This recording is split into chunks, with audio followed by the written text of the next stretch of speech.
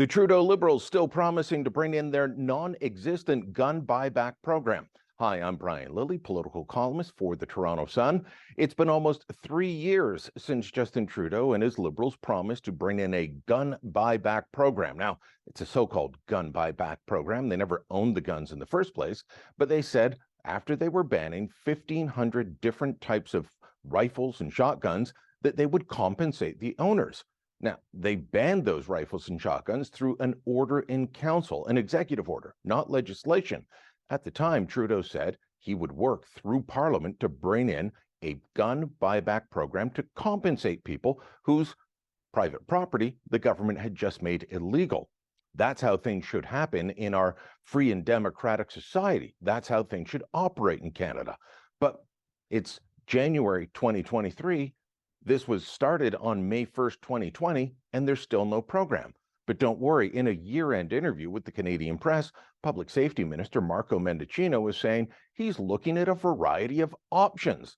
Let me read to you an extended quote from his interview. It's going to involve a number of critical stakeholders and partners, including law enforcement. But we're also working with other levels of government. We're working with industry leaders. We're working with potential third parties. So we are exploring all of these options.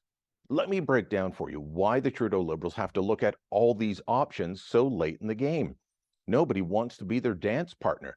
Nationally, the RCMP is a pretty thin operation. Sure, we might think about how the RCMP police everywhere from maritime provinces like Nova Scotia to Alberta to Manitoba, but those are contract policing. They are actually the provincial police under contract to the local government.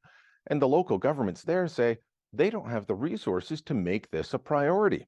The Ontario Provincial Police and Quebec Sûreté de Quebec, they don't have the resources to run the federal gun buyback program. The feds have tried to see if the military could do it. That would be a disaster, and it would be completely wrong. They've even asked Canada Post if people could just drop off their guns at the local post office. Can you imagine someone walking in with their 3 AR-15s and handing them over to the kid behind the counter at the Shoppers postal outlet? That makes no sense at all. Bottom line, they promised to do something. They had no idea how to do it. Almost 3 years in, they're still saying that they're going to do it. What's this really all about? It's about politics. It's about the Trudeau Liberals constantly using the gun issue for wedge politics to keep it in the headlines and make sure that the suburban voters they need remain convinced that only the Trudeau Liberals will keep them safe. Reality is gun crime and violent crime has gone up under this government rather than down. If their policies were working, don't you think the opposite would be happening? Let me know what you think. Drop a comment down below, share this on social media, and don't forget to subscribe to our channel.